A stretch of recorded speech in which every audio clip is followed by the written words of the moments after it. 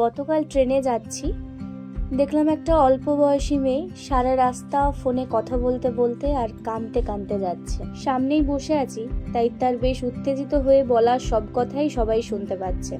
মেয়েটির সেদিকে হুঁশ নেই, কষ্টে দুটো চোখ ভারী হয়ে রয়েছে। মেয়েটি বলছে, আমি আজ না খেয়েই বেরিয়ে এসেছি, কাল রাতেও কিছু খাইনি আমি, থাক খাবো না, আমি তো ওদের বাড়ির কেউ নই।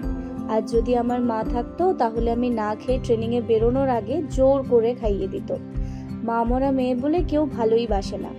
শুভঙ্কর যখন অফিস বেরোলো তখন কিন্তু ওর মা ওকে দাঁড়িয়ে থেকে খাওয়ালো, আর আমার বেলায় কেউ নেই। ফোনের অপর প্রান্তে সম্ভবত কেউ জিজ্ঞেস করলো, শুভঙ্কর কিছু বলে না? মেয়েটি বলল, না রে রাই, ও ভালো ছেলে হয়ে থাকতে চায়, আমি জামা কাপড় তুলতে ভুলে গেছি, সেটাই আমার দোষ হয়ে গেল, তাই সবাই মিলে কথা শোনালো। শুভঙ্কর এসব সময় কানে হেডফোন গুঁজে গান শোনে। ও কিছু বলে না, বললেই ওর মা কাঁদতে কাঁদতে বলবে ছেলে এখন বউয়ের পক্ষ নিয়েছে তাই।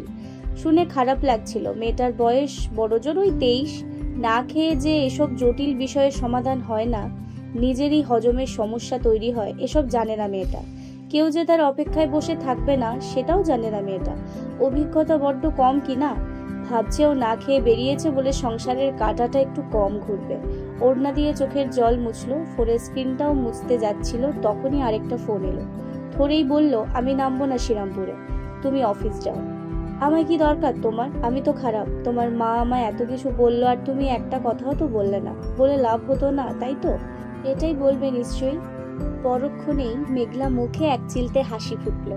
আদুরে গলায় বলল, কেন শ্রীরামপুর স্টেশনে ওয়েট করছো কেন? অফিস যাওনি? পরে তো আবার বলবে কাজের সমস্যা হলো, বাজে বকো না। কি হেসে বলল, তাহলে আমিনিয়াতে যাবে? আগে বললে না? বাজে চুড়িদার পরে এলাম। মেয়েটার যাওয়ার কথা ছিল উত্তরপাড়া, ছেলেটার হাওড়া। ছেলেটা আগের ট্রেনে এসে শ্রীরামপুর স্টেশনে ওয়েট করছে। বউ রাগ করে না খেয়ে বেরিয়েছে বলে অফিস যেতে পারেনি। আর এই মেয়ে সারা রাস্তা কেঁদে ভাসিয়ে এখন ব্যাগ থেকে লিপস্টিক বের করে সেলফি ক্যামেরায় দেখে ঠোঁটে লাগিয়ে নিল, চুলটা ব্রাশও করে নিল। এটাই মানুষ বোঝে না, কত অল্পে খুশি হয় ভালোবাসার মানুষগুলো, কত অল্পেই ভেঙে যায় এক রাশ অভিমানের পাহাড়টা। শুধু একটু কেয়ার চাই ব্যাস, একটু আলটুসি যত্ন পেলেই সম্পর্কগুলো থেকে যায়, ঝগড়া অভিমানের বেড়া পেরিয়েও।